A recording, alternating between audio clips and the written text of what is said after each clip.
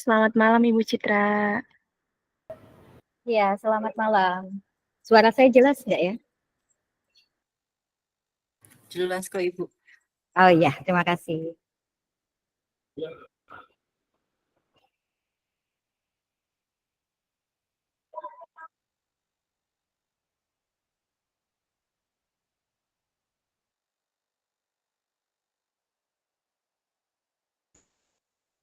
Baik, di sini sudah ada 28 peserta ya. Kita langsung mulai saja.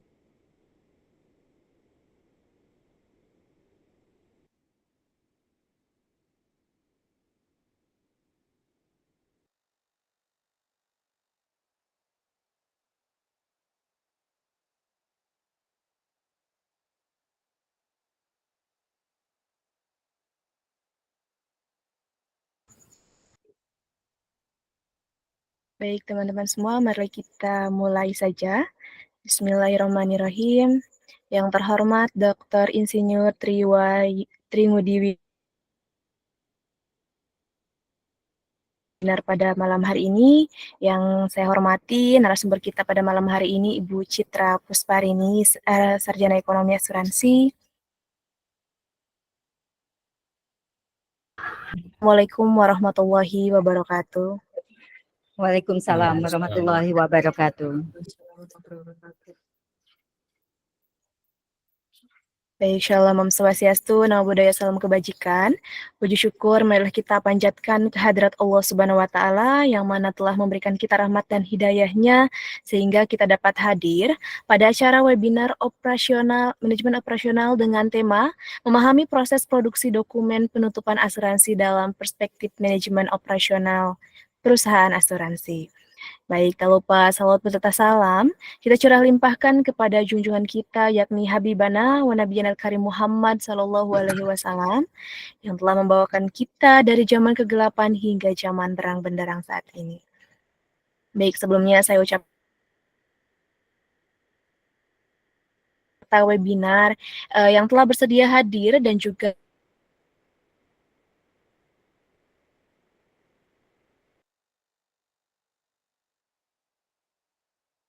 acara pada malam hari ini. Acara pada malam hari ini, marilah kita mengucapkan lafaz basmalah bersama-sama. Bismillahirrahmanirrahim.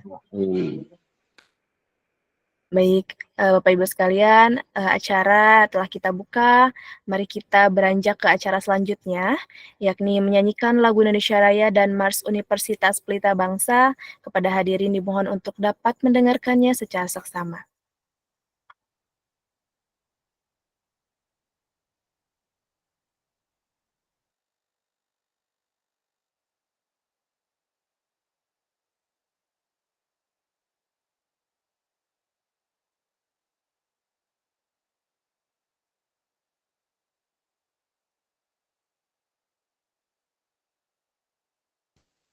Silahkan kepada operator.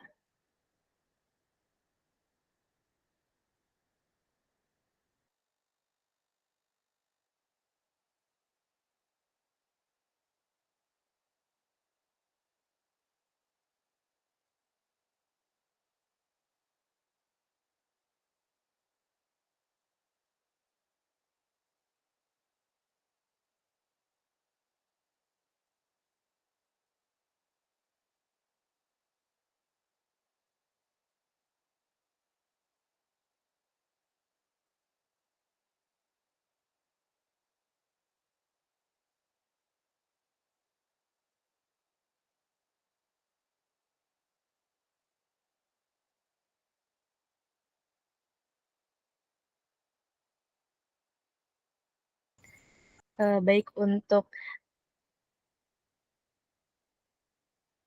kita langsung saja lanjut ke acara selanjutnya, yakni laporan Ketua Pelaksana yang kali ini akan disampaikan oleh Bapak An Farhan. Kepadanya saya persilakan.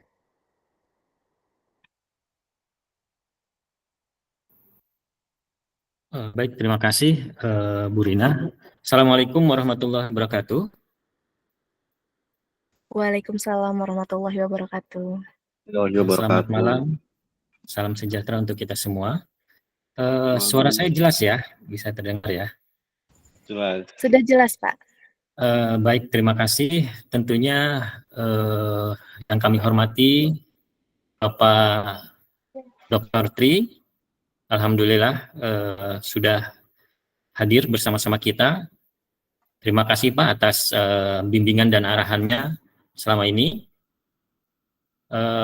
Yang kami hormati juga teman-teman semua di kelas Magister Manajemen yang telah hadir pada webinar hari ini, juga para hadirin dan hadirat yang bisa meluangkan waktunya untuk mengikuti acara webinar pada hari ini. Acara webinar ini tentunya dalam rangka memenuhi tugas di program S2,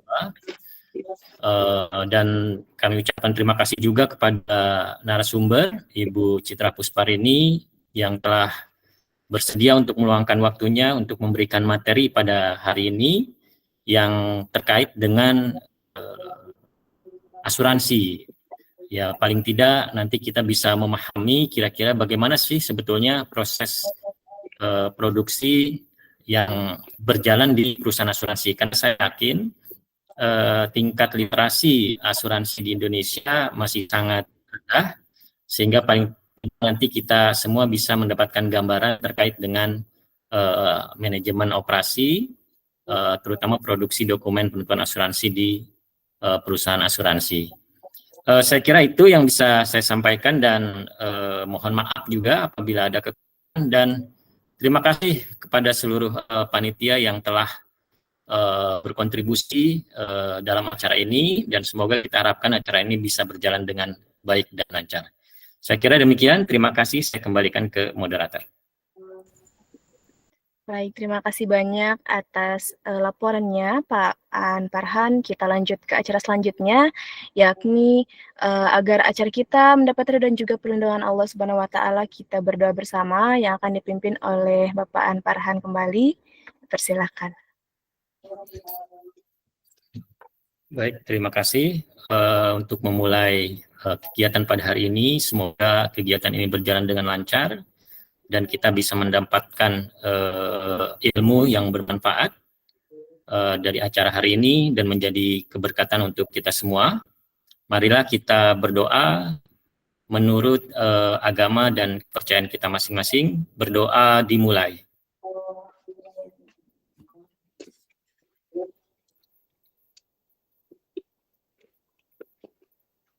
Berdoa selesai. Terima kasih. Assalamualaikum warahmatullahi wabarakatuh. Waalaikumsalam warahmatullahi wabarakatuh. Baik Bapak Ibu sekalian, untuk acara selanjutnya adalah sambutan dari Bapak Dr. Insinyur Tringudi Wiyatno, MTIPU, selaku pengarah dalam kegiatan webinar kita kali ini. Kepadanya saya persilakan. Oke, baik. Terima kasih Bu Rina Mutiara. Assalamualaikum warahmatullahi wabarakatuh. Waalaikumsalam warahmatullahi wabarakatuh. Alhamdulillah pada malam hari ini ya, seminar mata kuliah manajemen operasi bisa kita laksanakan ya, dan tentunya keterlibatan dari seluruh mahasiswa magister manajemen di UPB ini sangat bagus ya. Harapannya tadi juga disampaikan oleh Pak An selaku Ketua Panitia sangat bisa bermanfaat bagi kita semua. Perlu diketahui ya, mungkin sebelumnya saya juga ingin menyapa Ibu Citra nih, selaku pembicara. Terima kasih banyak Ibu Citra waktunya yang bersedia sharing ya Ibu ya, sharing keilmuan di praktisi nanti diterapkan di mata kuliah manajemen operasi ya, karena tentunya manajemen operasi ini tidak hanya sebatas mata-mata industri manufaktur ya. Jadi, ya betul Pak. Termasuk juga industri jasa. Industri jasa ini kan sama sebenarnya, ada input, ada proses, ada output. Ya, cuman inputan dan outputnya berbeda. Ya, lain nanti pengalaman dari Ibu Citra ini tentunya bisa menjadikan wawasan ya lebih luas lagi kaitannya dengan keilmuan di manajemen operasi. Kemudian kembali pada tadi yang saya sampaikan, kita saat ini sudah menerapkan kurikulum MBKM ya, di mana dalam MBKM ini salah satunya adalah mahasiswa itu mengadakan webinar yang berkaitan dengan keilmuannya sesuai dengan mata kuliahnya.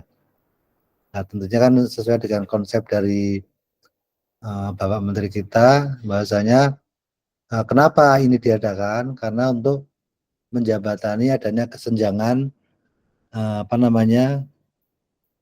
implementasi di lapangan dengan outputan di dunia kampus ya, sehingga harapannya dengan adanya webinar ini bisa memperkecil gap ya antara kebutuhan industri dan outputan dari kampus, sehingga harapannya tidak hanya semata-mata outcome tapi tidak hanya sebagai output tapi juga outcome, di mana outcome itu punya lebih luarannya bisa diserap oleh kebutuhan industri.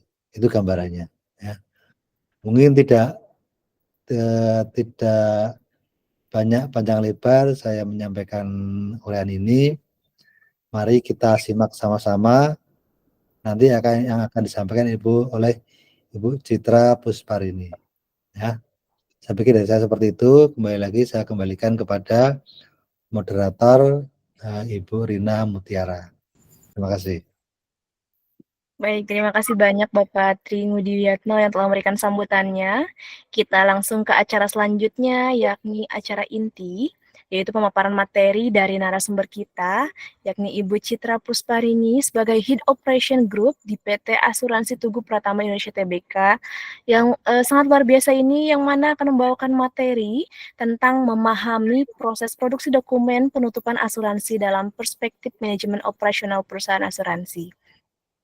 Nah, yang pada acara kali ini akan dipandu oleh moderator kita, yakni Ibu Pina Nopia. Kepadanya kami persilahkan. Ya, selamat malam. Apakah suara saya terdengar?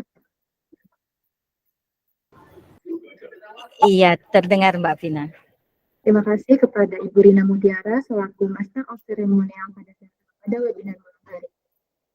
Salam Om Swastiastu, Namo Buddhaya, salam kebajikan, puji dan syukur, marilah kita panjatkan kehadirat Allah Subhanahu wa Ta'ala yang mana telah memberikan kita rahmat dan hidayahnya sehingga kita dapat hadir pada acara webinar kita pada malam hari ini, yakni webinar nasional manajemen operasional dengan tema memahami proses produksi dokumen penutupan asuransi. Untuk mempersingkat waktu, izinkan saya membacakan CV pemateri.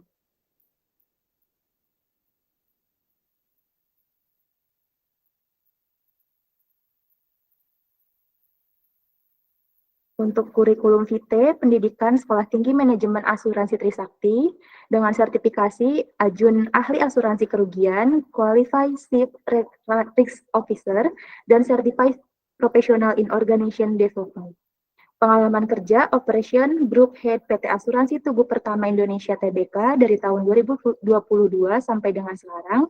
Corporate Strategi dan Transformation Group Head PT Asuransi Tugu Pratama Indonesia Tbk 2020 sampai 2022. Inward Business Department Head PT Asuransi Tugu Pratama Indonesia Tbk 2018 sampai 2020. Marine Claim Department Head PT Asuransi Tugu Pratama Indonesia Tbk 2016 sampai 2018. Berbagai fungsi di Direktorat Teknik dan Marketing pada Asuransi Tugu Pratama Indonesia Tbk pada tahun 2000 sampai 2016. Pengalaman organisasi, anggota Departemen Marine, Asosiasi Asuransi Umum Indonesia 2015 sampai sekarang. Anggota Association of Indonesian Organization Development and Professional 2023 sampai untuk mempersingkat waktu, kepada Ibu Citra, saya persilahkan untuk membacakan materi yang akan disampaikan. Ya, baik. Terima kasih Mbak Vina. Bismillahirrahmanirrahim. Assalamualaikum warahmatullahi wabarakatuh. Waalaikumsalam. Waalaikumsalam warahmatullahi wabarakatuh. Semoga suara saya terdengar jelas. Jadi ini kebetulan bukan tempat untuk ya webinar yang harusnya saya tempati ya. Bicara soal asuransi itu melekat sekali dengan risiko gitu ya. Risiko adalah sesuatu ketidakpastian yang bisa terjadi tanpa kita perkirakan sebelumnya. Dan sebelum mengisi materi webinar malam ini, itu persis banget risiko itu terjadi pada saya gitu ya. Jadi cerita sedikit. Jadi semoga ini tidak terdengar berisik tempatnya. Karena sebelum ini saya baru saja mengalami ban mobil saya bocor gitu ya. Nah, itu salah satu risiko yang kita hadapi gitu. Ketika bawa mobil tadi pagi, mobil kondisinya semua aman gitu ya. Kalau cara nyetirnya juga biasa, areanya juga biasa, tapi ternyata tiba-tiba bannya pecah gitu. Nah, itu adalah risiko gitu ya. Nah, terlepas dari apakah risiko itu bisa diasuransikan atau tidak gitu. Terima kasih juga buat Pak panitia yang sudah mengundang saya untuk sharing. Terima kasih juga Pak dosen, Bapak Dr. Insinyur Tringudi Wiyatno. Benar ya Pak, jadi malam ini saya sharing gitu ya. Jadi saya sharing dan kalau tadi Pak Aan sempat menyinggung masalah literasi asuransi, memang data menunjukkan literasi asuransi di Indonesia itu masih relatif rendah. Walaupun terjadi peningkatan gitu ya. Di tahun 2019 itu literasinya baru mencapai 19%. Tapi alhamdulillah dengan berbagai upaya yang dilakukan baik oleh para pelaku industri asuransi atau dari asosiasi bahkan dari OJK ya, dari OJK juga mencoba untuk melakukan berbagai upaya meningkatkan literasi asuransi di Indonesia. Sehingga pada tahun 2022 itu meningkat mencapai 30%-an ya. Ini sesuatu yang cukup baik. Karenanya seperti malam ini adalah upaya dari pelaku asuransi gitu ya, pelaku bisnis asuransi seperti saya untuk bisa sharing mengenai asuransi. Baik, di slide pertama yang Bapak Ibu lihat, ini adalah definisi asuransi. Ya, jadi kalau asuransinya sendiri itu adalah merupakan perjanjian. Jadi basicnya 3 hal seperti yang saya highlight di bawah. Yang pertama adalah asuransi perjanjian dua pihak, yaitu penanggung dan tertanggung. Nah, penanggung itu siapa? Penanggung itu adalah perusahaan asuransi yang memberikan jaminan atau pertanggungan. Sedangkan tertanggung adalah yang diberikan jaminan itu, gitu ya. Tetapi sebagai timbal baliknya, pihak tertanggung harus membayar sejumlah iuran, sejumlah uang yang disebut sebagai premi, gitu ya. Nah, itu yang pertama. Jadi asuransi inti yang pertama adalah perjanjian. Harus disepakati isinya oleh kedua belah pihak tadi. Yang kedua adalah pengelolaan risiko. Perusahaan asuransi itu berperan untuk mengelola risiko yang dihadapi oleh si tertanggung tadi. Tadi saya sempat menyinggung risiko ya, risiko yang dialami tadi di jalan. Sama Bapak Ibu setiap hari itu menghadapi risiko gitu ya, sesuatu ketidakpastian. Nah, ini bisa dikelola perusahaan asuransi. Tetapi tadi tidak semua risiko juga bisa diasuransikan gitu. Oke, baik, yang ketiga adalah perlindungan keuangan. Tujuan utama asuransi adalah memberikan perlindungan keuangan kepada pihak tertanggung apabila terjadi peristiwa yang tidak terduga. Ya, contohnya adalah kita dengar misalnya pernah ada salah satu kilang Pertamina misalnya di Balikpapan gitu ya, ada berita terbakar atau ada salah satu tangkinya meledak gitu. Nah, itu kan sesuatu yang tidak terduga tetapi terjadi. Kemudian tentunya akibat ledakan tersebut terjadi kerusakan pada tangki minyak yang dimiliki Pertamina tersebut dan tentunya ada nilai kerugian keuangan gitu. Asuransi akan memberikan perlindungan atau penggantian kerugian keuangan tersebut gitu. Oke, ini slide yang ini boleh next-nya, Mas Afan? Ya. Tadi sempat saya singgung bagaimana peran asuransi gitu ya. Yang pertama adalah perlindungan finansial, perlindungan keuangan. Nah, ini baik bisa diberikan baik kepada personal, kepada perusahaan atau korporasi. Nah, apa sih kerugian-kerugian finansial itu gitu ya? Itu macam-macam ya. Jadi bisa menimpa harta benda kita, pada mobil kita gitu, pada rumah kita terbakar, barang yang dicuri, atau kalau secara korporasi macam-macam, pabrik yang terbakar. Pabrik terbakar itu ada kerugian dari propertinya atau pabriknya sendiri yang terbakar, plus misalnya akibat terbakar, pabrik tersebut tidak bisa beroperasi gitu ya, tidak bisa memproduksi. Sehingga ada potensi risiko kehilangan pendapatan akibat berhentinya operasi gitu ya, berhentinya produksi. Nah, itu misalnya contoh kerugian keuangan yang dihadapi korporasi. Yang kedua adalah ini juga cukup menarik, bagaimana asuransi itu bisa memberikan ketenangan pikiran. Istilah yang ngetopnya itu peace of mind gitu ya. Bagaimana dengan kita mengalihkan risiko kerugian keuangan kita kepada lembaga asuransi, kita akan sedikit banyak mendapatkan ketenangan apabila misalnya terjadi yang tadi ya, kebakaran, meledak, mobil dicuri gitu ya. Kita tahu akan dapat penggantian dari asuransi. Nah, itulah yang dimaksud bagaimana asuransi dapat memberikan ketenangan pikiran karena sebagian risiko yang kita hadapi sudah dialihkan ke perusahaan asuransi dan kemudian kita bisa fokus pada kegiatan-kegiatan atau hal-hal lain atau aspek bisnis lainnya yang kita bisa lakukan gitu ya. Oke, ini peran asuransi. Berikutnya, kalau bicara bagaimana sih perspektif manajemen operasional pada perusahaan asuransi? Secara prinsip, yang kami pahami adalah bahwa manajemen operasional itu setidaknya mencakup tiga hal ini ya. Yang pertama manajerial, itu artinya maksudnya lebih kepada bagaimana setiap alur proses itu bisa bisa terjadi dengan efektif gitu ya, efektif dan efisiensi prosesnya juga. Itu menjadi hal kedua, bagaimana kita bisa melakukan optimalisasi proses produksi. Kalau khusus pada materi yang saya akan sharing, yang saya sharing malam ini adalah memang mengenai produksi dokumen penutupan asuransi gitu ya.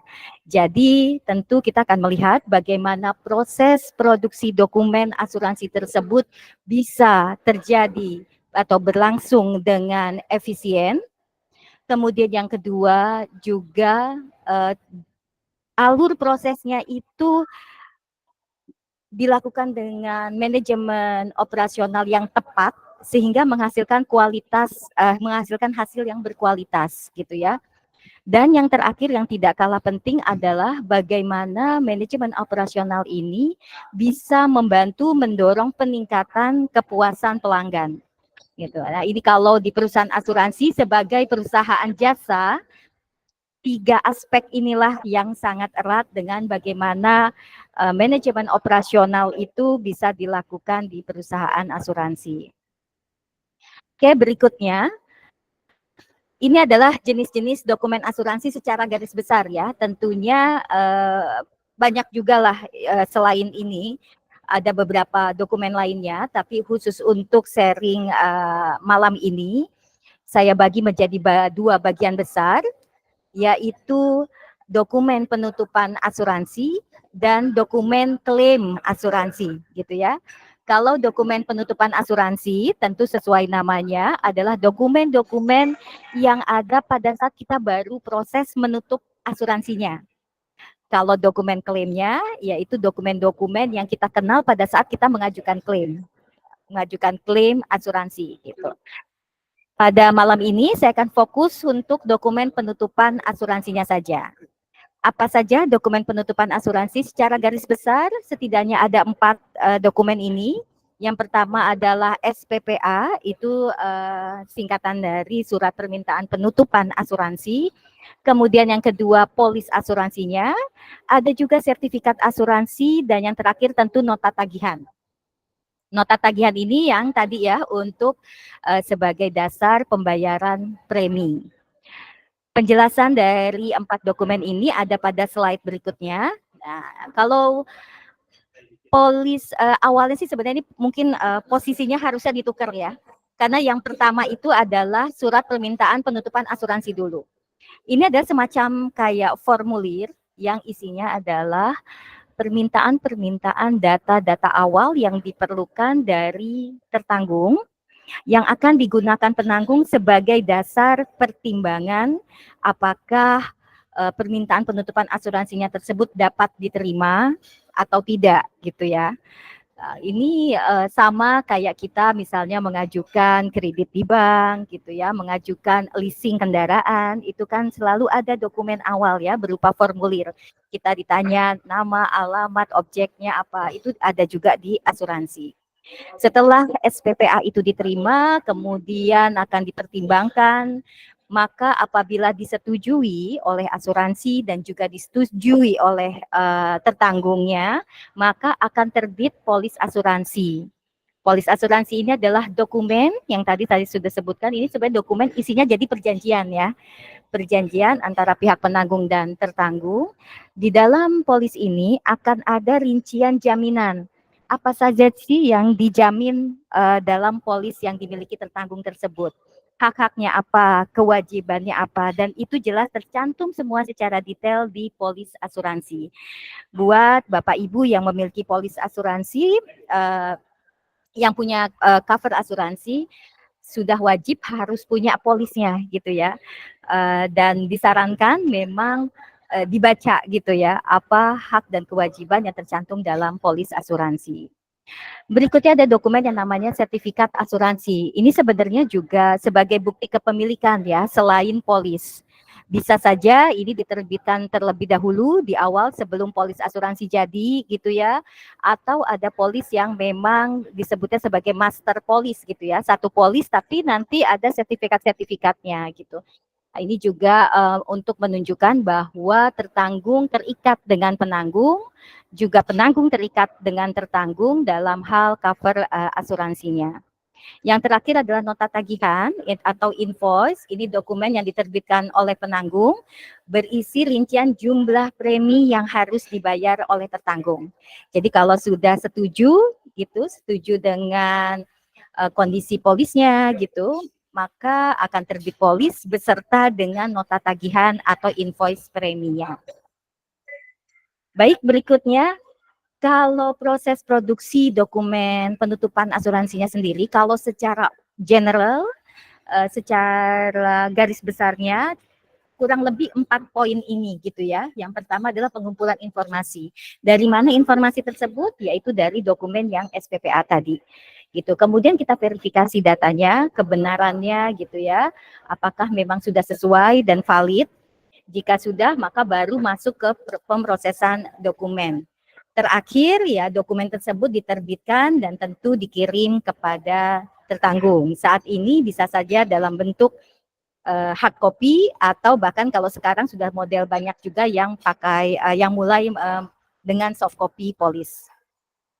Oke, berikutnya kalau untuk lebih detailnya saya akan sampaikan di slide berikutnya bagaimana proses produksi dokumen penutupan asuransi. Yang pertama adalah dalam slide ini tampak ada 2 fungsi setidaknya, 2 fungsi ini yang terlibat gitu ya dalam penerbitan dokumen penutupan asuransi. Yaitu kalau dilihat di bawah ada fungsi underwriting dan ada fungsi production. Fungsi underwriting ini adalah fungsi yang kritikal dan krusial di perusahaan asuransi, di mana fungsi underwriting ini berperan dalam melakukan seleksi dan evaluasi risiko.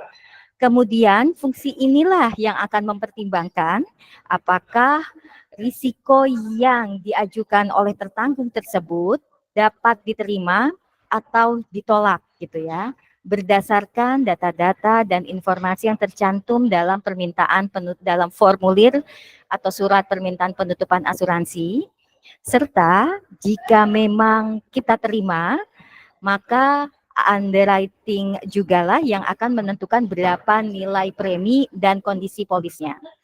gitu ya.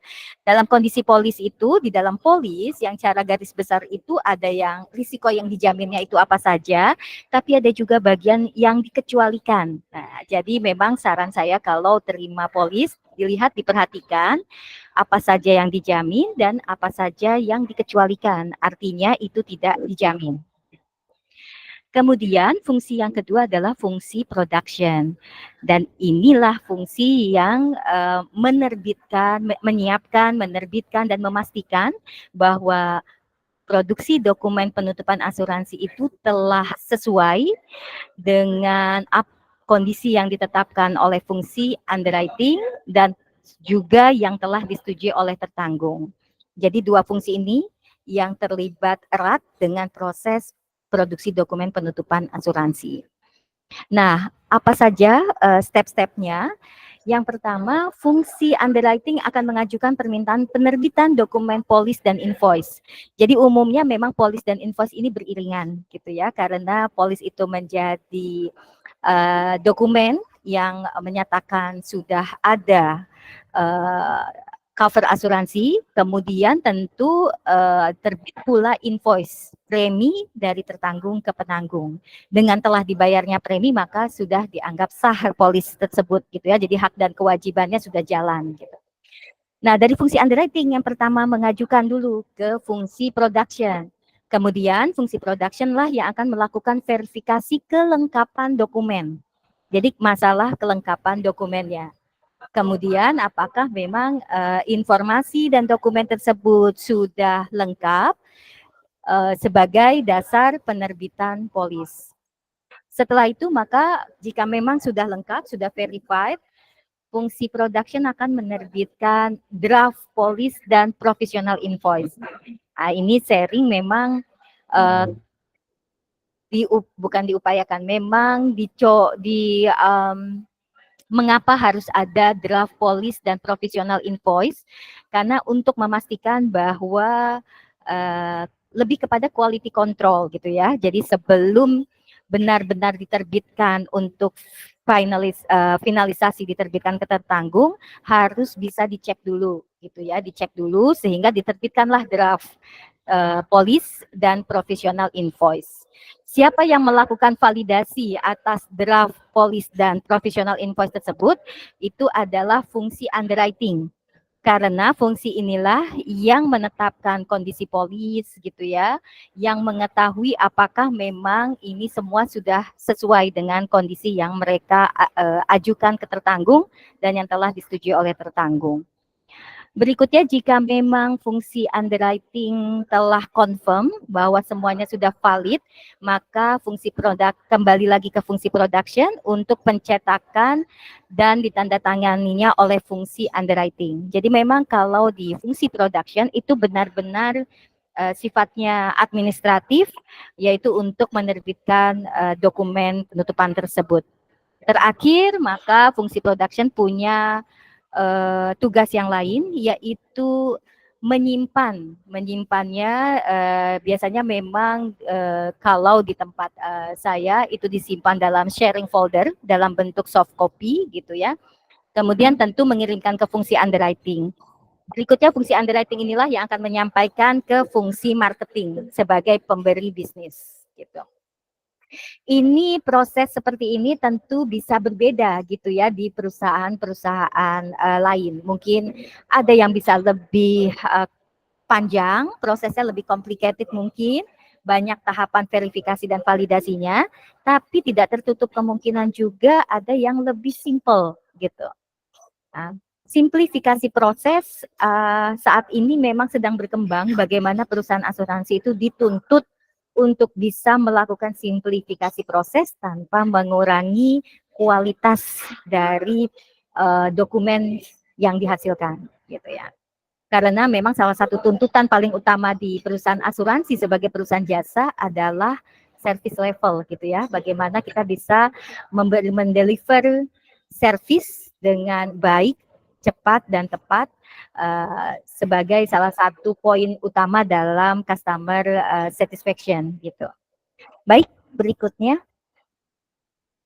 Nah, kalau di dalam fungsi production dan dalam semua proses bisnis yang ada tentu perlu adanya pengukuran kinerja gitu ya, atau KPI. Nah, khusus untuk di proses produksi, pengukuran kinerja itu ditujukan harus dibuat untuk memastikan efisiensi dan efektivitas proses produksi dokumen penutupan asuransi. Apa saja poin-poin utama yang perlu dimasukkan sebagai pengukuran kinerja proses produksi, yaitu yang pertama adalah waktu, gitu ya, waktu delivery-nya atau waktu pemrosesannya. Berapa lama sebenarnya waktu yang diperlukan fungsi production, mulai dari penerimaan dokumen. Ini penerimaan dokumen maksudnya dokumen lengkap ya, dokumen dan data lengkap, hingga penerbitan polis. Ini ditujukan untuk memantau atau memonitor efisiensi alur kerja, juga untuk mengukur produktivitas personil di fungsi production, gitu ya. Seberapa cepat mereka bisa mengerjakan proses polisnya, proses dokumennya, itu harus dihitung, gitu. Kemudian yang kedua, akurasi data. Bagaimana proses produksi itu diukur kinerjanya berdasarkan akurasi data. Hal ini ditujukan untuk menjaga kualitas dan kredibilitas produk asuransi atau dokumen produk yang dihasilkan oleh perusahaan asuransi. Yang ketiga adalah kepatuhan regulasi. Ini ada beberapa memang terkait dengan dokumen, gitu ya. Ada beberapa regulasi yang perlu diperhatikan. Kemudian yang keempat adalah kepuasan pelanggan. Perlu diukur tingkat kepuasan nasabah atau customer terhadap layanan dan produk asuransi. Ini tentunya ditujukan untuk meningkatkan loyalitas dan competitiveness dari perusahaan asuransi. Tentu berbagai cara bisa dilakukan ya untuk mengukur kepuasan pelanggan. Salah satunya memang yang kami lakukan adalah misalnya membuat survei kepuasan pelanggan. Salah satu poinnya bisa dimasukkan bagaimana tingkat kepuasan pelanggan terhadap penerbitan dokumen atau penerbitan polis dari perusahaan asuransi. Oke, berikutnya peran manajemen operasional dalam proses produksinya itu sendiri. Kalau tadi bicara manajemen operasional di dalam perusahaan asuransi, kalau skupnya kita kecilkan dan fokus pada proses produksinya saja, maka manajemen operasional sedikitnya mencakup 3 hal ini gitu ya. Yang pertama, perencanaan. Manajemen operasional berperan dalam membuat rencana dan melakukan koordinasi terhadap seluruh tahapan proses produksi agar dipastikan berjalan dengan efektif dan efisien. Kemudian yang kedua adalah pengawasan, yaitu memastikan alur kerja dan prosedur berjalan sesuai standar, ya, serta melakukan perbaikan yang berkelanjutan. Dalam poin ini, yang pertama adalah bagaimana kita bisa menghasilkan atau memproses dokumen dengan tepat sesuai dengan service level agreement gitu ya, atau kita kenal dengan SLA. Dan di perusahaan asuransi, tentu juga di perusahaan lain, itu kita menetapkan TKO gitu ya, atau SOP. Kalau TKO itu tata kelola organisasi, itu sama dengan SOP kurang lebih ya. Nah, di situ ditetapkanlah salah satunya SLA berapa harinya, berapa lamanya itu tercantum dalam TKO. Maka manajemen operasional melakukan peranan dalam pengawasan apakah sudah sesuai dengan standar yang ditetapkan atau TKO tersebut, termasuk untuk senantiasa mendorong fungsi production melakukan perbaikan berkelanjutan atau continuous improvement gitu ya. Jadi tidak berhenti di situ saja gitu, tapi terus melakukan perbaikan-perbaikan. Yang ketiga adalah pengendalian kualitas. Bagaimana perencanaan yang dilakukan, pengawasan yang dilakukan, semua adalah untuk memastikan setiap dokumen penutupan asuransi itu memenuhi standar kualitas yang ditetapkan perusahaan. Baik, berikutnya ini ya. Jadi kalau tadi memang sempat disinggung bagaimana manajemen operasional itu poinnya adalah efisiensi gitu. Apa sih pentingnya efisiensi di proses produksi? Maka yang pertama adalah peningkatan produktivitas. Efisiensi dalam proses produksi dokumen asuransi dapat meningkatkan produktivitas karyawan. Ya, jadi bisa lebih cepat, lebih efisien gitu ya. Proses yang tidak bertele-tele, jelas, clear gitu ya. Itu akan membantu meningkatkan produktivitas karyawan dan tentunya pada tahap berikutnya diharapkan dapat mendukung tercapainya tujuan atau target perusahaan. Yang kedua, pengurangan biaya. Optimalisasi proses adalah upaya dari perusahaan untuk dapat menekan biaya operasional yang berikutnya dengan menekan biaya operasional diharapkan dapat meningkatkan profitabilitas gitu. Yang ketiga adalah peningkatan kepuasan pelanggan. Tadi sempat saya singgung juga bahwa salah satu poin kepuasan pelanggan di perusahaan jasa seperti asuransi adalah bagaimana perusahaan asuransi dapat mendeliver atau menyampaikan salah satunya dokumen perusahaan, dokumen penutupan yang cepat dan akurat atau tepat, termasuk juga misalnya proses klaim yang cepat gitu ya. Ini adalah poin-poin utama dari kepuasan pelanggan perusahaan asuransi.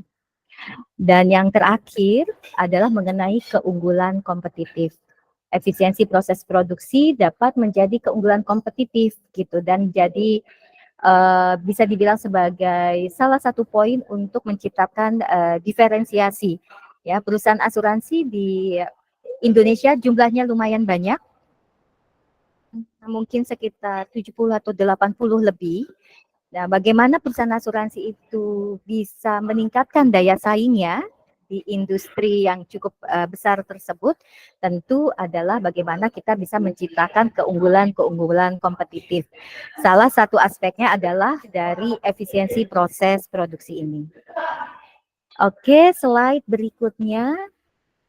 Ya, seperti diketahui lah, sekarang ini sedang berkembang bagaimana teknologi itu berperan dalam hampir di semua proses bisnis. Dan ini juga tidak terlepas bagi perusahaan asuransi sebagai perusahaan jasa. Bagaimana teknologi bisa berperan? Salah satunya memang menciptakan otomatisasi proses. Yang pertama, digitalisasi dokumen. Teknologi canggih ini memungkinkan digitalisasi dokumen asuransi secara efisien, ya.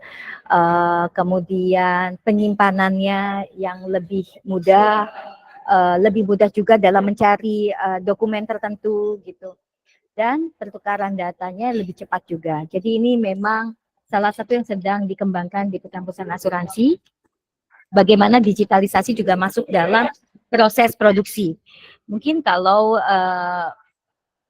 banyak yang diketahui bahwa digitalisasi itu juga ada di proses akseptasinya gitu ya, tapi tidak tertutup kemungkinan atau bahkan sekarang sudah merambah di proses produksi dokumen.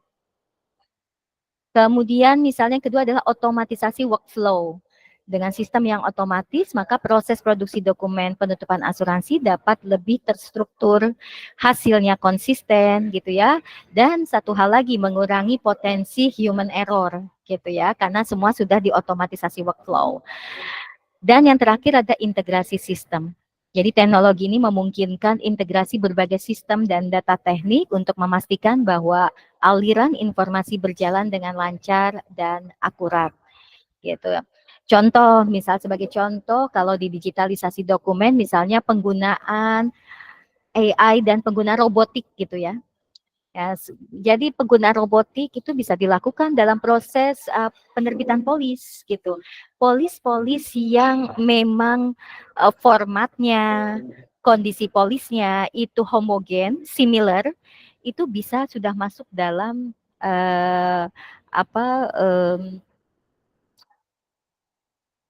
prospek untuk bisa kita ubah dari dilakukan oleh manusia berubah menjadi robotik gitu. Ini salah satu strategic inisiatif yang sedang dilakukan. Contoh adalah misalnya polis-polis kendaraan bermotor gitu ya. Polis mobil itu bisa dibilang kondisinya hampir similar, hampir sama gitu ya. Tinggal hanya beberapa poin saja yang perlu disesuaikan. Untuk yang seperti ini kita sudah mulai bisa pakai robotik. Jadi bisa dengan cepat terbit dokumen polisnya. Nah, ini salah satu contohnya bagaimana teknologi berperan dalam otomatisasi proses. Berikutnya adalah manajemen risiko. Kalau tadi kita saya sudah menyampaikan bagaimana proses bisnis flow ya, alur proses penerbitan dokumen penutupan asuransi, kemudian bagaimana mengukur kinerja production. Terus satu poin tadi yang saya sampaikan yang saat ini sedang berkembang adalah bagaimana bisa memanfaatkan teknologi. Maka satu hal terakhir yang selalu ada dalam setiap aspek bisnis proses yaitu manajemen risiko. Tentu ada juga manajemen risiko dalam proses produksi. Untuk itu, maka manajer operasional di production perlu mengidentifikasi risiko. Potensi risiko apa saja yang dapat mempengaruhi proses produksi penutupan asuransi. Kemudian yang kedua, ketika sudah bisa diidentifikasi, maka perlu dilakukan upaya-upaya atau strategi-strategi untuk mitigasi risiko. Sehingga dapat meminimalkan dampak risiko dan menjaga kontinuitas dan kualitas proses produksi. Yang terakhir adalah perencanaan kontingensi, ini artinya adalah bagaimana ada rencana-rencana yang perlu diperhatikan, perlu disiapkan apabila terjadi gangguan atau kejadian tak terduga yang dapat menghambat proses produksi. Salah satunya adalah misalnya tiba-tiba sistem down gitu ya, kena hack gitu. Ini sangat mengganggu proses produksi. Apa yang akan dilakukan apabila hal ini terjadi? Sebaiknya itu sudah disiapkan di awal, sehingga tidak akan memakan waktu, kemudian tidak kaget pada saat itu terjadi. Oke, menurut saya ini slide terakhir, benar? Ya, betul. Ini slide terakhir dari saya. Semoga sedikit banyak ini bisa memberikan gambaran. Kurang lebihnya saya mohon maaf. Terima kasih dan saya serahkan kembali moderator. Silakan. Terima kasih atas pemaparan yang saya untuk sesi selanjutnya. Bagi yang ingin mengajukan, silahkan klik raise hand. Sebutkan nama dan instansi. Bagi yang akan bertanya, dipersilahkan.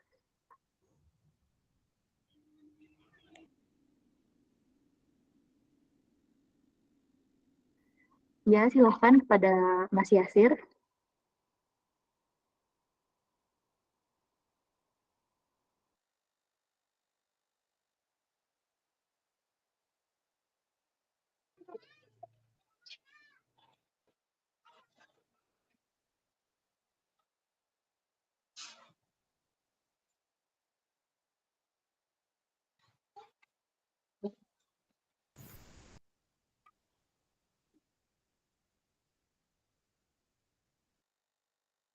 Ya, pada Mas Yasir.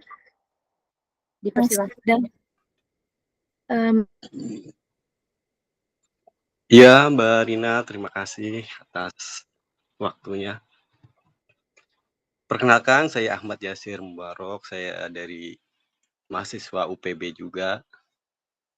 Terima kasih sama pemateri kita dari Ibu Citra, sangat jelas menerangkannya. Di sini saya akan bertanya tentang gimana sih cara contohnya kayak gini, perhentian atau pembantalan polis itu bagaimana prosedurnya, terus cara itu tiba-tiba menghentikan tapi belum saatnya habis gitu loh. Apakah kita dapat pengembalian premi jika membatalkan polis tersebut? Apakah kita dapat penalti atau ada biaya pembatalan gitu, Bu?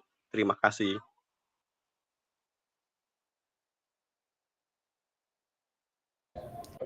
Iya, terima kasih. Langsung saya jawab, Mbak Vina.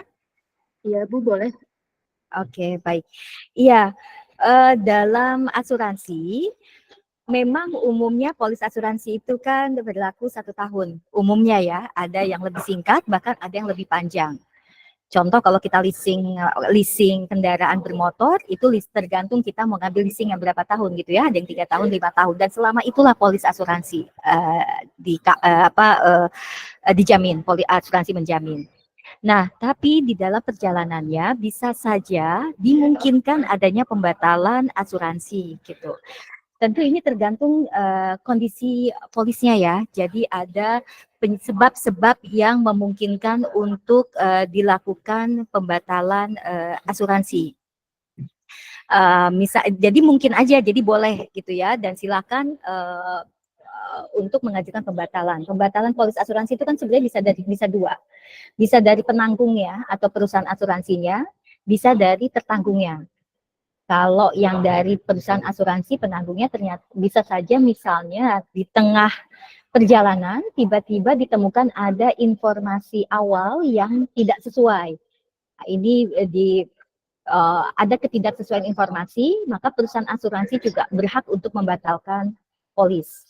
Kalau yang dari tertanggung tentu sebabnya juga macam-macam gitu ya. Misalnya contoh aja lah, kita udah punya mobil terus kita sudah kita belikan polisnya, terus kita jual mobilnya gitu. Kita jual mobilnya ya kita nggak perlu lagi asuransinya, ya biar aja pembelinya yang nutup asuransinya. Itu bisa kita bisa kita minta pembatalannya. Jadi silakan ajukan ke perusahaan asuransi untuk pembatalan polisnya. Nah, kalau setelah dibatalkan, pembatalan polis itu menyebabkan risikonya kan sudah tidak ada lagi, gitu ya. Kalau sudah disetujui pembatalannya, maka tertanggung berhak atas pengembalian premi. Nah, pengembalian preminya nih sebenarnya umumnya itu dihitung secara prorata, gitu. Untuk pengembalian preminya nih, Mas Yasir ya. Jadi contohnya misal polisnya itu 1 Januari sampai 31 Desember. Kemudian di 30 Juni dibatalkan. Berarti ada 6 bulan yang telah dijamin asuransinya, maka itu yang sudah menjadi haknya perusahaan asuransi. Tetapi kemudian periode 1 Juli sampai 31 Desember, itu setelah dibatalkan kan tidak ada lagi risiko yang ditanggung oleh perusahaan asuransi, maka 6 bulan itulah premi yang dikembalikan. Nah, secara general begitu Mas Yasir, tapi tentu nanti harus tergantung dengan polisnya, karena bisa aja berbeda. Jadi tergantung sama apa yang tercantum dalam polis. Itu jawaban saya, Mas Yasir. Berarti nggak ada penalti atau biaya pembatalan kayak gitu, Bu? Penalti pembatalan kalau sepanjang yang saya tahu sih tidak biasa ada. Tetapi lagi-lagi ini tergantung kondisi polisnya, Mas Yasir. Jadi asuransi itu kalau di dalam struktur polisnya tuh ada nanti syarat dan kondisi gitu ya. Kan suka lihat juga beli barang ya, syarat dan kondisi berlaku. Nah, itu persis sama kayak polis. Jadi setiap perusahaan asuransi, setiap jenis asuransinya itu bisa saja berbeda. Nah, saya nggak tahu nih Mas Yasir, kalau ada polisnya boleh aja di-sharing gitu ya, apakah ada memang ketentuan pembatalan. Misal contoh, jika polis dibatalkan kurang dari 1 bulan masa jaminan gitu ya, akan dikenakan penalti 0, sekian persen. Itu memungkinkan aja. Perusahaan asuransi bisa saja menerapkan itu selama tertanggungnya setuju gitu dengan itu dan terbit polis, itu tercantum dalam polis. Nah, itu yang berlaku. Kenapa itu bisa jadi kena penalti? Jadi ya coverage-nya cuma kurang dari 1 bulan gitu ya, padahal nilai pertanggungannya biasanya nilai pertanggungan jauh lebih tinggi dari nilai premi. Nilai premi itu kalau kendaraan aja umumnya rata-rata di cuma 3%. Contoh mobil 100 juta misalnya 3%-nya itu paling berapa tuh preminya? Berarti 300 ribuan ya? Atau 3 juta, 3 juta. Nah, premi sekecil itu untuk mengcover polis 100 juta gitu. Nah, gitu. Jadi kurang lebih, jadi itu sangat tergantung dengan kondisi polisnya Mas Yasir. Saya nggak bisa jawab secara general. Yang general yang seperti tadi, ada tidaknya denda itu kembali dalam kondisi polisnya masing-masing. Gitu Mas Yasir. Kalau kurang jelas mungkin bisa tanya Pak Aan, karena Pak Aan juga kerja di perusahaan asuransi. Ya. Terima kasih. Ya. Terima kasih Bu penjelasannya. Sama-sama. Ya, untuk selanjutnya dipersilakan kepada Ibu Siti Aminah. Waktu dan tempat dipersilakan, Bu. Terima kasih Mbak Bina. Selamat malam. Assalamualaikum warahmatullahi wabarakatuh. Waalaikumsalam warahmatullahi Waalaikumsalam. wabarakatuh. Melihat Bu Citra, wajah yang cantik, manis, dan cerdas sekali. Terima kasih atas pemaparannya. Mohon maaf agak sedikit terlambat tadi, karena ada perkuliahan pula. Saya Siti Aminah dari UPB juga, Bu. Saya sangat tertarik. Saya itu mengajarkan di Yayasan Al-Azhar ya. Nah, kami pun pernah ikut ini, mohon izin curhat atau bertanya barangkali ya. Kita kan pernah ikut setiap bulannya kita ada potongan dana asuransi program JHT. Nah, dari asuransi Jiwasraya Persero. Nah, kayaknya mungkin kemarin sempat ramai itu, atau saya mungkin agak sedikit kurang informasi lagi yang terbaru.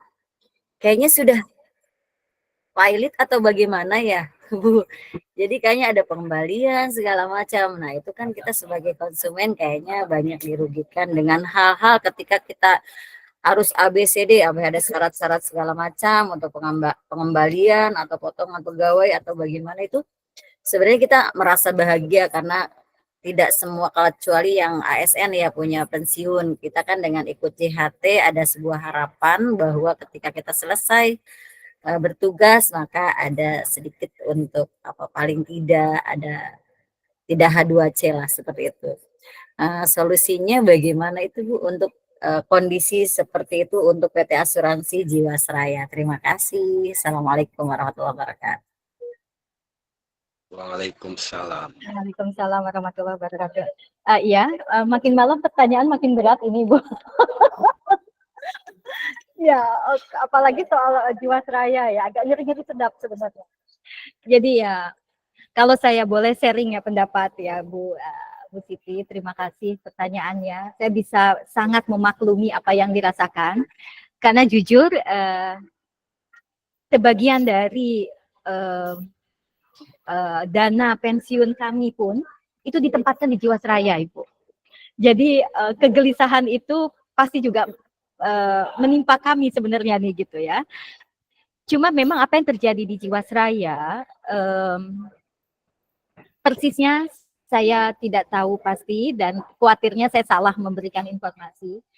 Tetapi yang mau saya sampaikan adalah Jiwasraya ini perusahaan asuransi jiwa, Bu Siti ya. Jadi asuransi itu ada dua, ada asuransi jiwa atau life insurance dan perusahaan asuransi kerugian atau general insurance.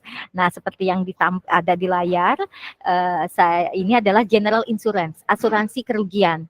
Jadi objeknya itu adalah fisik gitu ya, jadi kayak pabrik, kilang, kemudian kendaraan bermotor, kapal laut, pesawat terbang, jadi yang fisik. Itu general insurance. Tapi kalau yang life insurance itu adalah jiwa kita gitu ya.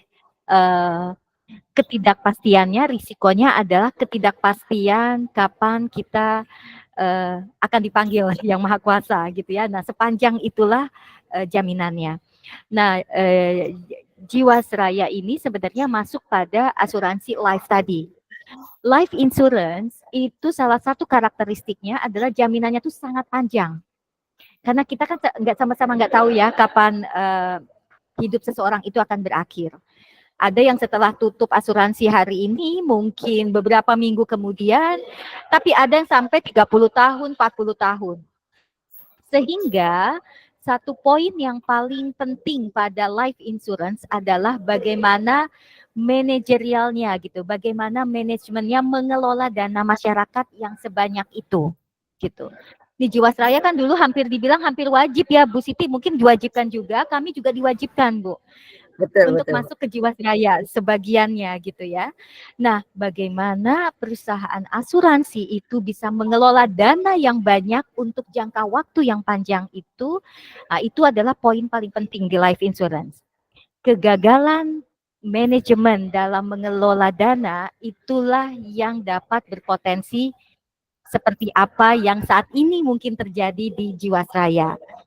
Tiba-tiba ya dana yang sedemikian banyak, bisa triliunan kan harus dikelola ya, diinvestasikannya kemana, cara tidak tepatnya pemilihan cara investasi dalam pengelolaan dana premi itu menjadi poin yang dapat menyebabkan perusahaan asuransi itu bankrupt, bahkan kan kondisi sekarang dilikuidasi. Tetapi kalau yang saya tahu sih Jiwasraya saat ini kan sudah dalam perlindungan, masuk dalam perlindungan pemerintah Bu Siti, jadi masuk dalam holding yang disebut IFG, insurance apa ya, IFG itu apa ya, IFG ya. Jadi dia memang holding yang dibentuk oleh pemerintah, salah satunya adalah untuk menyelesaikan kasus Jiwasraya. Karena ini memang banyak yang dirugikan dan saat ini memang Jiwasrayanya sendiri sedang dalam program restrukturisasi gitu. Insya Allah seharusnya karena sudah dijamin oleh pemerintah, maka harusnya aman Bu dananya.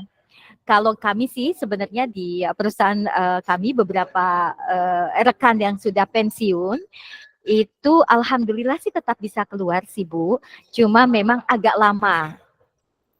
Kalau di perusahaan kami bahkan akhirnya perusahaan tuh nalangin dulu Bu, baru nanti ngeklaim di Jiwasraya supaya kewajiban perusahaan terhadap karyawannya, terhadap pekerjanya itu terpenuhi dulu gitu. Nah ini contohnya, tapi so far sebenarnya Jiwasrayanya bayar, cuma memang agak lama. Dan itu bisa dilakukan Jiwasraya karena dia sudah masuk dalam program restrukturisasi pemerintah. IFG itu adalah Indonesia Financial Group yang dibentuk sebagai holding BUMN asuransi. Jadi semua perusahaan-perusahaan BUMN asuransi itu masuk dalam holding IFG ini. Jadi mudah-mudahan ya Bu Siti ya, insya Allah sih aman. Cuma mungkin agak delay mungkin gitu. Saya bisa bilang demikian karena itu sih yang terjadi di perusahaan saya. Beberapa rekan yang sudah pensiun itu bisa keluar dananya, cuma memang agak lama. Saya doakan semoga lancar Bu Siti, dananya aman dan bisa diberikan sesuai dengan waktunya. Semoga bisa membantu sedikit ya Bu Siti ya. Oke, amin. Terima kasih banyak Bu. Ya khawatir juga ya, Sama-sama. kasihan dengan adanya ini milik pemerintah seperti ini. Bagaimana yang dengan yang swasta, jadi agak bikin trauma juga kayaknya ya. Iya khawatir jadi menutup jalan yang lain, sangat disayangkan seperti itu. Baik, Betul, makasih atas betul. penjelasannya. Sama-sama Ibu. Oke, terima kasih untuk Ibu Siti. Untuk selanjutnya kepada Pak Iqbal, dipersilakan. Halo, selamat malam Bu Citra. Perkenalkan saya Iqbal, Bu. Iya, Bapak. Iya, Bu. Saya ingin bertanya, Bu. Iya, Pak.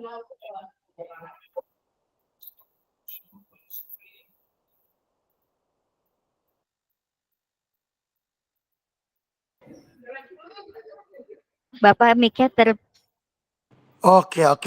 Sorry, Bu. Saya ulang ya, Bu. Oke, jadi saya memiliki beberapa usaha yang di bidang jasa. Terutama yang high risk ini menurut saya adalah jasa penyedia tenaga kerja atau outsourcing. Seiring berjalannya waktu, tentunya dalam perjalanan ini ada resiko-risiko yang timbul, Bu. Sebagai pengusaha tentunya kita bukan tidak berani mengambil resiko atau take risk, namun setiap resiko tentunya harus terukur. Nah, ada yang hingga sampai saat ini para pengusaha outsourcing ini ada isu istilahnya isu yang dibilang kehilangan barang atau fraud atau loss atau yang lain-lainnya lah. Saya pernah dengar itu ada fidelity insurance atau fidelity guarantee. Apakah itu bisa berfungsi, Bu? Apabila contoh sales saya ini bekerja di bidang retail. Dia kalau bawa barang tuh bisa 30-40 juta. Kapanpun sales itu bisa lari membawa barang itu. Dan akhirnya menimbulkan kerugian yang harus ditanggung oleh perusahaan kami untuk membayar ke prinsipal pihak pertama. Nah, yang ingin saya tanyakan, apakah ada perusahaan asuransi yang bisa mengcover fidelity insurance atau fidelity guarantee itu, Bu? Dan jika bisa, bagaimana teknisnya? Dan apabila ada rekomendasinya, saya dengan senang hati bisa menampungnya, Bu. Terima kasih. Ya, Terima kasih Pak Iqbal pertanyaannya. Iya benar, memang salah satu jenis asuransi yang ada adalah fidelity guarantee. Jadi memang ini adalah jenis asuransi yang mengcover apa ya? Ya tindakan yang kecurangan lah gitu ya, kecurangan yang dilakukan oleh pihak-pihak tertentu. Kalau seperti yang tadi Bapak sampaikan, itu sebenarnya masuk dalam kategori risiko yang dalam fidelity guarantee insurance gitu. Tetapi mungkin nanti akan dipelajari lebih detail mengenai informasi lengkapnya ya Pak, mengenai karena ada beberapa yang dikecualikan atau tidak dijamin dalam fidelity guarantee insurance ini. Gitu. Contoh yang paling sering terjadi dan perlu menjadi perhatian adalah misalnya kalau kecurangan tersebut itu jadi gini kan, kalau perusahaannya itu yang pertama kalau dalam asuransi perusahaan itu harus sudah melakukan upaya-upaya preventif gitu ya, penghindaran preventif. Jadi mulai dari rekrutmen karyawannya dan lain-lain itu perlu dilihat gitu. Jadi kalau masih dilakukan oleh karyawan yang benar-benar bisa dibilang itu tidak di luar kontrol dan monitor pekerja perusahaannya, itu sebenarnya bisa masuk dalam fidelity guarantee ini Pak. Cuma tentu nanti masih adalah beberapa pertimbangan lain apakah asuransinya mau terima atau tidak tuh Pak. Biasanya dilihat ini jenis usahanya tuh apa gitu ya, kemudian berapa karyawan, kemudian juga berapa sering tingkat keluar masuknya karyawan gitu ya, supaya dinilai seberapa besar sih sebenarnya loyalty pekerja terhadap perusahaannya dan lain-lain. Jadi kalau menjawab pertanyaan Bapak, singkatnya itu bisa masuk, itu masuk juga dalam jenis fidelity guarantee insurance, tapi terlepas apakah nanti perusahaan asuransinya itu akan menerima atau tidak, itu sangat tergantung. Kalau perusahaannya yang bisa, mungkin Pak An lebih tahu ya, karena Pak An broker asuransi, jadi mungkin ada referensi perusahaan asuransi mana yang bisa terima fidelity guarantee insurance. Karena kalau di saya, asuransi Tugu Pratama Indonesia ini, kami ini anak perusahaannya Pertamina Pak, jadi sangat selektif. Fidelity guarantee ada, tapi lebih banyak untuk kepentingan yang relate dengan Pertamina dan bisnisnya gitu ya, dan rekan-rekanannya, jadi sangat selektif. Tapi di antara 70 sampai 80 perusahaan asuransi lainnya mungkin saja ada. Gitu. Saran saya mungkin ke Pak An sebagai broker jadi bisa dibantu menempatkan. Terima kasih Bu Citra. Bantu jawab nih. Jadi memang fidelity guarantee ini memang spesifik ya, jadi unik ya. Memang ini kan mengcover risiko ketidakjujuran dari karyawan. Ketidakjujuran dari karyawan seperti biasanya itu untuk yang memegang uang, biasanya dipercayakan memegang uang seperti memegang kasir, kemudian kolektor ya, debt kolektor, karena ada potensi membawa kabur uang tersebut. Risiko ini beberapa perusahaan asuransi bisa mengcovernya, ya tentunya tadi seperti disampaikan Bu Citra, tergantung nanti informasi yang diperoleh oleh perusahaan asuransi seperti apa, nanti dari situ akan ditentukan apakah bisa diterima atau tidak diterima. Apalagi nanti loss record-nya juga pastinya asuransi akan meminta, dan kira-kira tindakan preventif yang dilakukan oleh perusahaan tersebut itu juga sangat mempengaruhi faktor apakah bisa diterima atau tidak, seperti itu. Tapi kalau asuransinya saya kira banyak yang siap nampung Pak Iqbal. Baik Pak Terima kasih. Aan, terima kasih. Sales Warrior. Terima kasih Pak Iqbal. Iya, terima kasih Bu Citra, Pak Aan. Sama-sama Terima kasih. Bapak. Ya.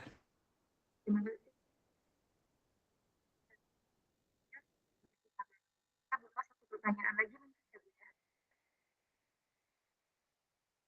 untuk Bapak Abdurrahman, dipersilakan. Baik, terima kasih. Mohon izin off-cam ya, karena ada sesuatu. Suara saya apa terdengar? Dengan Terdengar Pak, terdengar. Silakan.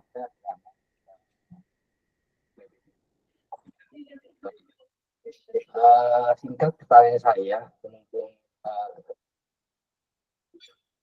Pak Haji, agak putus-putus Pak Haji, punten. Ya. Halo, pertanyaan. Putus Pak Haji. Bisa didengar? Halo.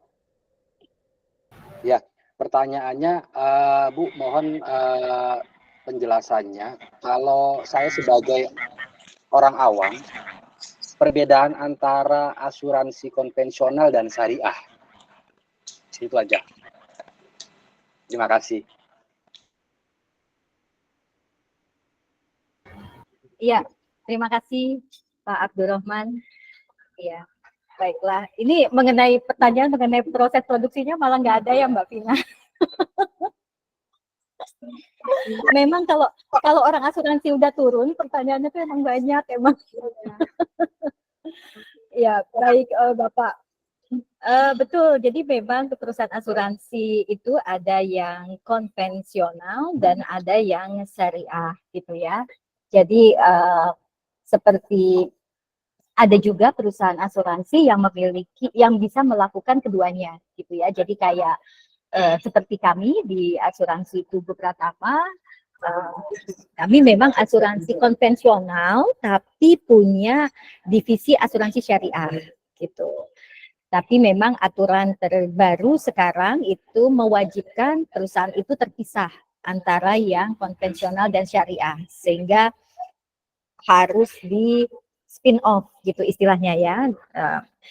Banyak sekarang perusahaan asuransi yang memiliki divisi syariah sedang dalam proses untuk spin off unit usaha syariahnya. Kalau ditanya perbedaannya, ya sebenarnya bisa dalam operasional dan terutama juga dalam masalah pengelolaan dana dan penetapan iuran atau preminya yang lebih kepada menerapkan prinsip-prinsip syariah gitu ya.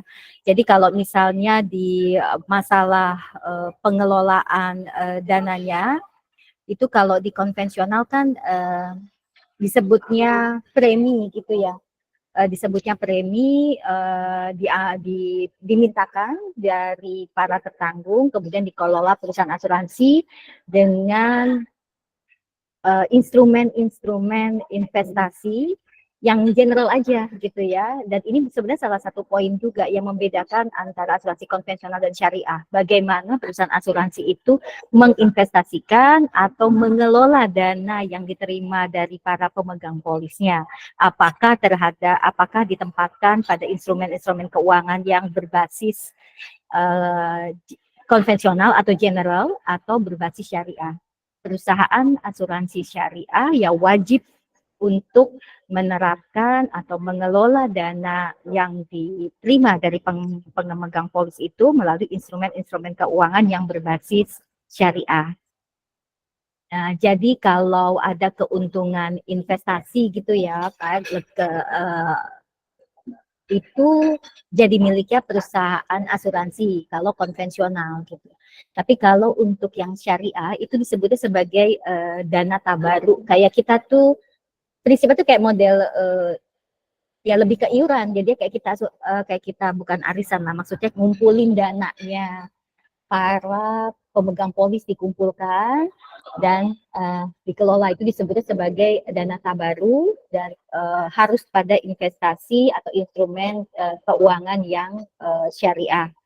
Nah, kalau ada keuntungan dari investasi yang dilakukan oleh perusahaan asuransi syariah tersebut, maka itu dibagikan gitu ya, kepada di-share kembali kepada peserta, atau peserta itu artinya pemegang polis ya, atau yang tadi disebut tertanggung gitu. Itu kalau prinsipnya. Jadi tidak ada hasil investasi kemudian yang diambil sebagai keuntungan perusahaan asuransi. Itu prinsip syariahnya.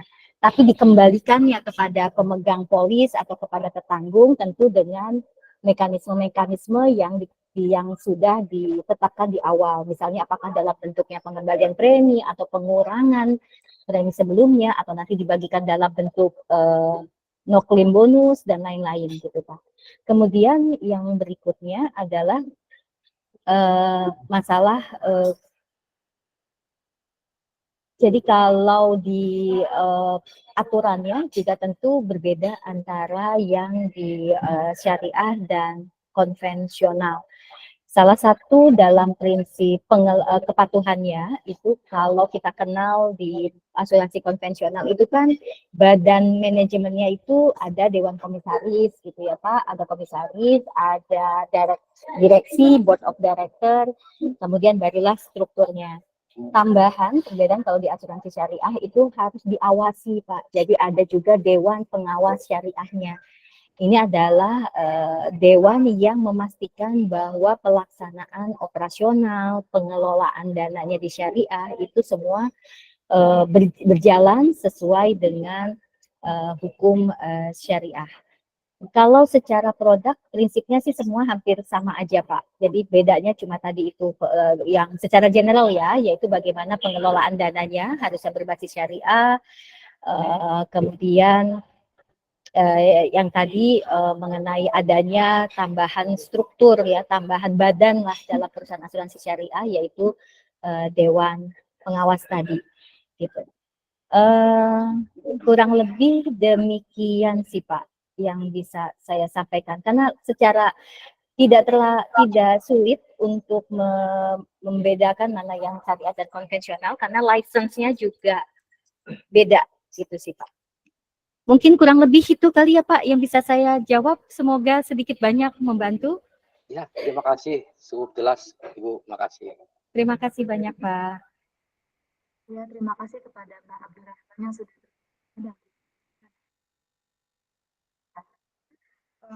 untuk acara selanjutnya kita masuk kepada kesimpulan untuk membaca kesimpulan untuk webinar pada kali ini. Yang pertama adalah definisi asuransi. Asuransi merupakan sebuah pertanggungan atau perjanjian antara dua pihak, yaitu perusahaan asuransi, penanggung sebagai pemberi jaminan dan pemegang polis atau tertanggung, di mana pihak pertama, yaitu tertanggung, berkewajiban membayar iuran atau premi, dan pihak yang lain, yaitu penanggung berkewajiban memberikan jaminan kepada pembayaran iuran apabila terjadi sesuatu yang menimpa pihak pertama atau berhutang miliknya sesuai dengan perjanjian yang dibuat. Kemudian ada peran asuransi, yang pertama adalah perlindungan finansial, ketenangan pikiran. Lalu ada perspektif manajemen operasional perusahaan asuransi. Yang pertama ada manajerial, efisiensi proses, kepuasan pelanggan. Dan kemudian ada jenis-jenis dokumen asuransi. Yang pertama adalah dokumen penutupan asuransi. Yang kedua ada dokumen klaim asuransi. Yang pertama adalah dokumen penutupan asuransi, yaitu yang terdiri dari polis asuransi, sertifikat asuransi, surat permintaan penutupan asuransi, dan nota tagihan. Kemudian selanjutnya adalah peran manajemen operasional dalam proses produksi, yaitu ada perencanaan, yaitu manajemen operasional berperan dalam merencanakan dan mengkoordinasikan seluruh tahapan proses produksi, dokumen penutupan asuransi secara efektif dan efisien. Kemudian ada pengawasan, yaitu memastikan alur kerja dan prosedur berjalannya sesuai dengan standar. Yang selanjutnya adalah pengendalian kualitas, yaitu mengawasi dan memastikan setiap dokumen penutupan asuransi yang dihasilkan memenuhi standar kualitas yang ditetapkan oleh perusahaan. Kemudian ada pentingnya efisiensi proses produksi. Yang pertama adalah peningkatan produktivitas, pengurangan biaya, peningkatan kepuasan pelanggan, keunggulan kompetitif. Yang selanjutnya adalah peran teknologi dalam otomatisasi proses. Yang pertama ada digitalisasi dokumen, otomatisasi workflow, dan kemudian integrasi sistem. Sekian kesimpulan yang dapat saya sampaikan. Untuk selanjutnya saya kembalikan kepada Ibu Rina. Baik, terima kasih banyak Ibu Pina dan juga Ibu Citra Pusparini yang telah memberikan materi pada malam hari ini. Terima kasih banyak Ibu. Sama-sama, terima kasih juga semuanya. Baik, Bapak Ibu sekalian, saya ingatkan kembali kepada para peserta yang telah mengikuti webinar pada malam hari ini untuk bisa mengisi link absensi yang nantinya akan dibuatkan sertifikat oleh panitia. Baik, Bapak Ibu sekalian, acara inti telah selesai. Untuk selanjutnya, sebelum kita tutup nih acara webinar pada malam hari ini, kita adakan sesi foto bersama terlebih dahulu. Kepada teman-teman semua untuk bisa membuka kameranya, dipersilakan. Baik, kita adakan sesi foto bersama terlebih dahulu ya, teman-teman, silakan. Ada operator nih, silakan bisa langsung difoto. Saya hitung ya. 1, 2, 3. Boleh Baik, sekali lagi. 1, 2, 3. boleh sebentar. Boleh, Mbak Puput.